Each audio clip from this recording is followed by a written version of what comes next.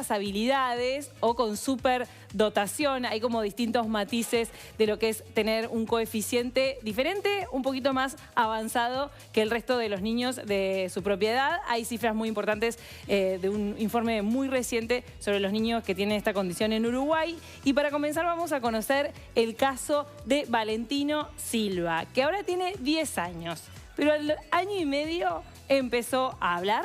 A los 2 años empezó a incorporar un poco de inglés y a los 6 años le realizaron esta prueba que comprobó que él tenía un coeficiente intelectual diferente al de los niños de su edad. Ceci estuvo con él, así que vamos a conocer a Valentino.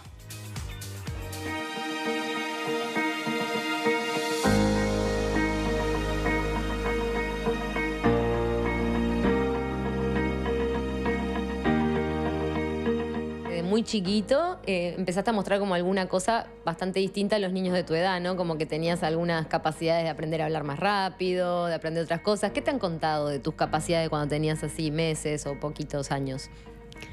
Y no sé, ahora me contaban, yo qué sé, que aprendí a leer y que tenía un amplio vocabulario al año y poquito. Y eso, que mostraba, siempre había errores en algo y los comentaba así, entre nosotros, así. ¿Con 18 meses empezaste a aprender a leer? Sí. ¿Y vos cuándo te hiciste consciente? ¿Cuándo empezaste a poder ver que de repente con los chiquilines de tu edad había cosas que vos podías razonar o podías hacer y no eran tan compatibles con la edad que vos tenías? Cuando estaba en segundo me pasaba mucho, yo le decía, en esa época escribir cuentos, cosas así, era lo más que hacíamos en ese tiempo. Y yo siempre decía, puedo usar comillas, cosas así. Todos decían, ¡guau, qué cosa rara que usa! Y así yo decía, pero es re normal eso. ¿Te sentiste mal por eso o te aburrías en la escuela, por ejemplo?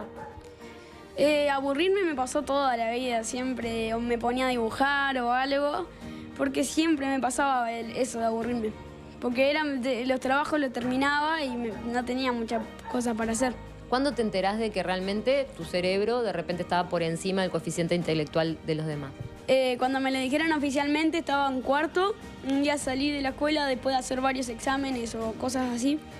Y me dijeron que ya habían hecho los... sí, el test lo hice y ya había dado que tenía un 95% de superdotación. Hoy por hoy, ¿qué sentís que te gustaría estudiar? ¿En qué encontrás realmente interés que no te aburrís? Y de lo que no me ha aburrido el último año y medio es de robótica, de programar, de crear. Es un tema que me gusta mucho. Y las computadoras, la tecnología también es un tema que me gusta mucho.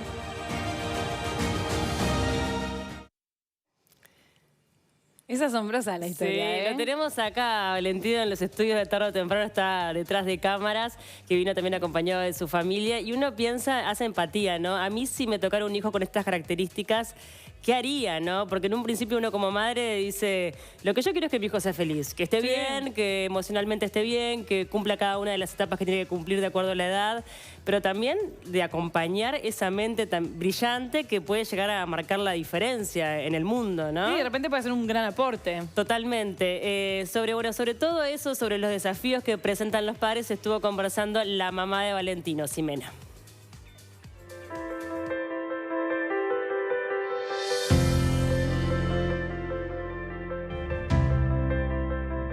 Tenía 3 años, 4, y ahí empezó a notarse que era distinto.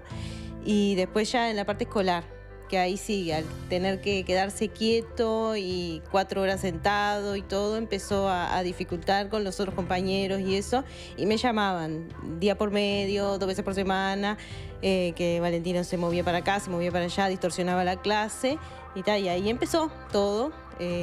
Nuestro camino, porque fue complicado llegar a gente que entendiera qué era lo que le pasaba a él y cómo poder ayudarlo. Yo hice psicodiagnósticos en la mutualista, con psicólogos, con neuropediatra, descartamos hiperactividad también. Y no teníamos para dónde, hasta que un día, mirando en el celular una entrevista, conocí un caso que había muchas características similares a las de Valentino. Y ya había recorrido tantos lugares, tocado tantas puertas, que terminé mandando un mensaje y ahí me contactaron con la gente donde llegué ahora, y ahí fue donde empezó todo. Estamos hablando de grupo de padres con niños superdotados, Una psicóloga que era especialista en el tema, donde el diagnóstico fue positivo. ¿Para vos como madre fue un alivio darle una respuesta a las cosas que te expresaban desde los centros, desde las instituciones educativas de lo que pasaba con tu hijo? Sí, saber que era distinto, porque yo sabía que era distinto, pero no era algo malo. Difícil de encararlo, porque es algo nuevo, entre comillas, acá en Uruguay, que no se sabe mucho, y no tenés por dónde gente profesional en los colegios, las escuelas, es muy complicado. Y ahí empezamos a contactarnos con varios padres simplemente a veces para hablar y decirle, no, a mí me pasa tal cosa, a mí me pasa tal otra, que no estaba sola, de que no era una locura lo que a mí me pasaba, de que yo que sé, padres en el colegio no me hablaban, no me miraban, acá a veces en el barrio era bicho raro nosotros. ¿Tan así por qué? Yo creo que a los niños no les cuesta asimilar lo que a Valentino le pasaba, pero a los más grandes a veces sí. Que Valentino era a veces el que corregía en la clase a la maestra, a profesores, de que a veces teníamos que ir a poner la cara por él por cosas que eran injustas, simplemente por no aceptar algo distinto. Tremendo que sufran discriminación, ¿no? La verdad que no sé por qué, no me lo esperaba, pero sí ocurre. Y tenemos dos invitados especiales para ahondar en este tema, que son Fabián Piris, que él es integrante de la Asociación Altas Habilidades, Superdotación y Talentos del Uruguay. También es padre de Facundo y de Santiago, que tienen 14 y 10 años respectivamente. Y también nos acompaña la subsecretaria de Educación, Edith Moraes, bueno, porque recientemente se lanzó un informe que dejó al descubierto que alrededor de los 8 años hoy tenemos unos 3.900 chiquilines con altas habilidades, unos 1.200 superdotados, y si esto se extiende a lo que es la educación secundaria, estamos hablando de entre 12.000 y 15.000 estudiantes. Hay que ver cómo abordar desde la educación las necesidades que tienen estas capacidades diferentes. Sin duda. Gracias por acompañarnos a los dos. Y bueno, en un principio preguntarles cuáles son los parámetros que identifica a un niño como superdotado. Es importante diferenciar lo que es altas, o se le llama altas habilidades, de lo que es la superdotación. Hay distintas maneras de medirlo, pero lo que es el cociente intelectual ya establece que, habiendo obtenido un puntaje entre 115 y 126, estaríamos en presencia de alguna alta habilidad o más de una alta habilidad por parte del niño. Y desde el 126, prácticamente es el 130, el 126 es por margen de error, del 130 en adelante ya estaríamos frente a lo que es un niño superdotado. ¿Y eso quiere decir que puede incorporar conocimiento más rápido? ¿O qué es lo que quiere decir?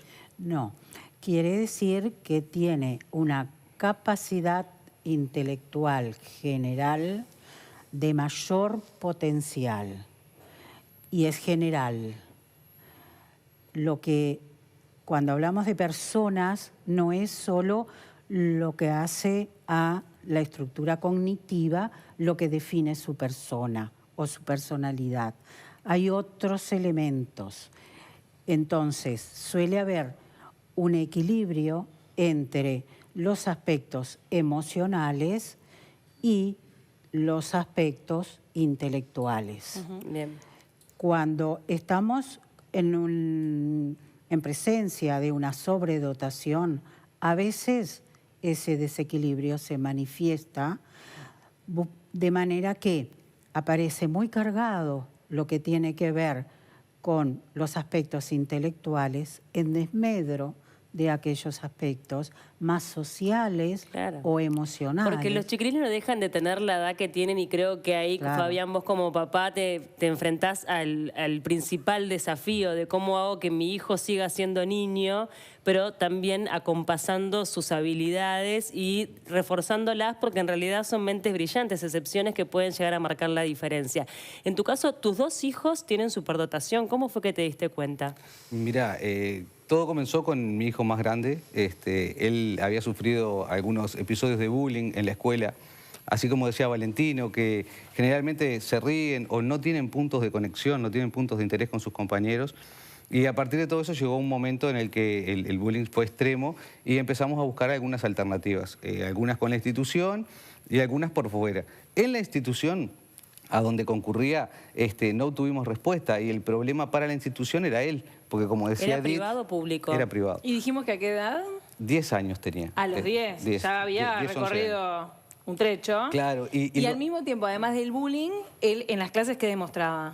Él siempre fue un chiquilín muy sumiso, muy respetuoso de la autoridad. Nunca fue de los revoltosos, digamos. Entonces, nosotros tenemos carpetas y carpetas de dibujos de cuando él terminaba antes sus trabajos, se ponía a dibujar, entonces lo canalizaba por ahí. Bien. A partir de que sucedió ese episodio que fue un mojón, buscamos algunas alternativas y terminamos en una clínica neuropediátrica aquí de Montevideo haciéndole el diagnóstico. Nosotros somos de Minas, entonces eso nos implicó viajes, 4 veces por lo menos. ¿Qué coeficiente intelectual tienen tus hijos? Es alto, son superdotados los dos. No nos gusta decirlo porque son simplemente números. Sabemos que son así, ellos se saben así, pero no nos gusta manejar los números. ¿Y ahora en qué situación están? O sea, ¿están en el año que tienen que estar según su edad o según su coeficiente? Mira, el más grande está en el liceo, este año va a ser 3er año de liceo. Lo que hemos logrado, lo único que hemos logrado es que con otro liceo, él va al liceo público, con otro liceo público no es un enriquecimiento, pero hay talleres donde él va, concurre y puede desarrollar un poco más su interés, que tiene que ver con la tecnología fundamentalmente. Y en el liceo donde hace su currícula estándar, la va haciendo sin ningún tipo de inconvenientes, hasta demasiado tranquilo, con los propios problemas de la adolescencia, pero ya alejado de todo aquello que es el bullying. Todo eso también con un importante apoyo psicológico que tuvimos que brindarle para que él pudiera reconocerse como un chiquilín que con sus pares iba a tener alguna diferencia porque sus intereses son distintos al de los otros chiquilines de su propia edad. Edith, ¿cómo es el abordaje a nivel histórico en nuestro país en la educación, tanto inicial como secundaria, con chiquilines con estas características? Sin duda que los niños siempre estuvieron. Lo que es importante ahora, y para eso se ha hecho un estudio que justamente esta mañana se presentó, que consiste en ver quiénes son, dónde están y cuáles son sus características. Entonces, ¿para qué es necesario saber o contestar estas preguntas que se planteó la investigación? Para definir políticas educativas que de alguna manera los estén contemplando. La diversidad es el rasgo, es la característica hoy de la población escolar. Esa diversidad, esa heterogeneidad de rasgos que manifiestan los niños se presenta en cada aula.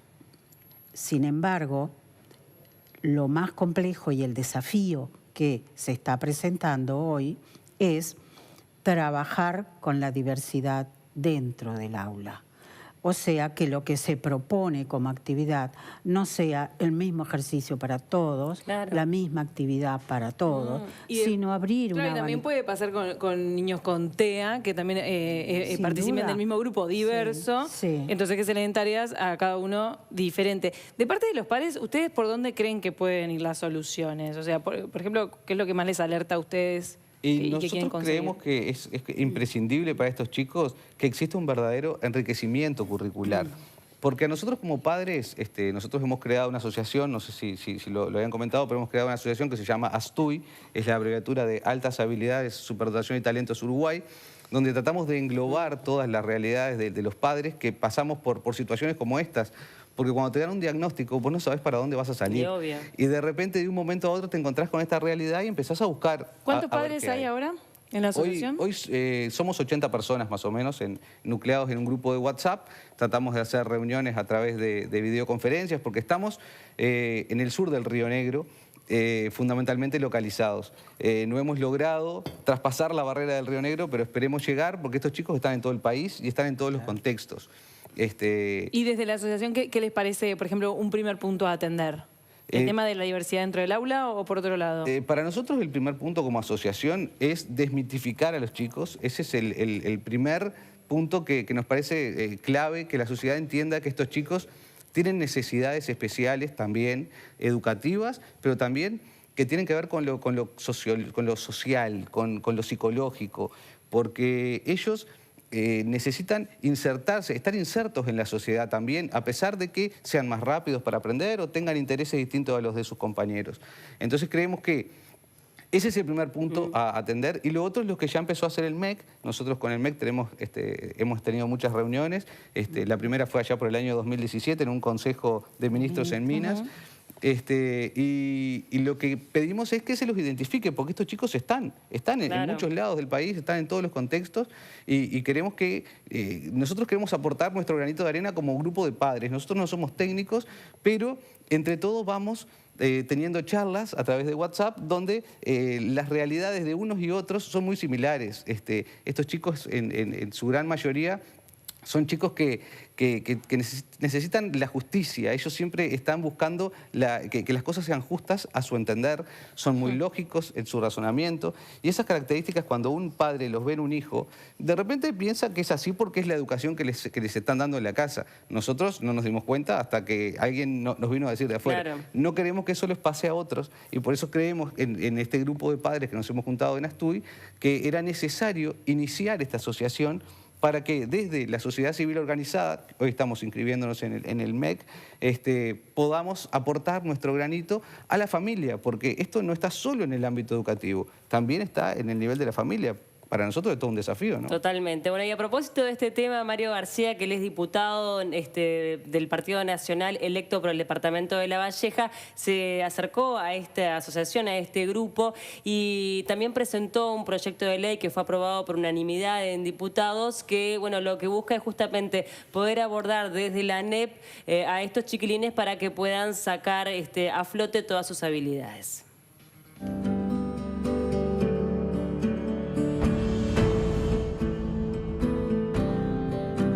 ¿Qué te motivó en 2018 a presentar este proyecto para alumnos con altas habilidades o superdotación? Bueno, nosotros nos interiorizamos del tema en virtud de haber mantenido contactos con padres que nos transmitieron la problemática de sus hijos al no encontrar en el sistema educativo un amparo a la condición que ellos detentan. Tanto en ANEP como el Ministerio de Educación y Cultura no tienen visualizado como algo específico el tratamiento de estos chicos, y bueno, y ahí fue donde comenzamos a interiorizarnos, a estudiar del tema, hasta que llegamos a cerca de fines del 2008 a presentar este proyecto que tuvo media sanción en diputados en el periodo anterior y que bueno, nosotros pretendemos darle impulso ahora en estos primeros días de marzo. Incluso se lo planteamos al presidente electo, él vio con muy buenos ojos este proyecto, estamos viendo la posibilidad de incorporarlo a la ley de urgente consideración, pero esto en definitiva lo vamos a discutir con toda la bancada, y si no, bueno, le daremos un trámite independiente intentando de llevarlo adelante lo más rápidamente posible. Hoy la problemática plantea que la gran mayoría de los docentes no saben cuándo tienen frente a un chico con altas habilidades o superdotación. Y ahí ya comienza el primer problema, el no saber cómo tratarlo además, el no saber que se está frente a una persona especial que necesita, para poder desarrollar todo su potencial, necesita un plan diferente al resto de sus compañeros. Estos chiquilines no encuentran acomodo en el sistema, muchas veces además son víctimas de bullying, tanto de sus propios compañeros como de la propia institución. Y es un caso realmente doloroso, en primer lugar, muy problemático para todo el entorno, para los padres, para la familia, para los amigos, y que amerita además un tratamiento por estricta justicia, un tratamiento que en realidad los ampare y les deje desarrollar toda su capacidad. Además que me imagino también el interés como sociedad y como país de nosotros aprovechar al máximo mentes que tienen capacidades, altas habilidades para ciertas disciplinas. Incluso es beneficioso no solo para el niño y su familia, sino también para la sociedad en su conjunto. Sí, por supuesto. Ahora, en estos días, se va a dar a conocer un estudio que hizo el Ministerio de Educación y Cultura, que lo terminó sobre el año 2019, en donde ya se marca que hay un 2,8 de chicos superdotados y cerca de un 8% con altas habilidades. Y esto es muchísimo. Estamos hablando de 12, 15.000 chicos que evidentemente necesitan ser atendidos.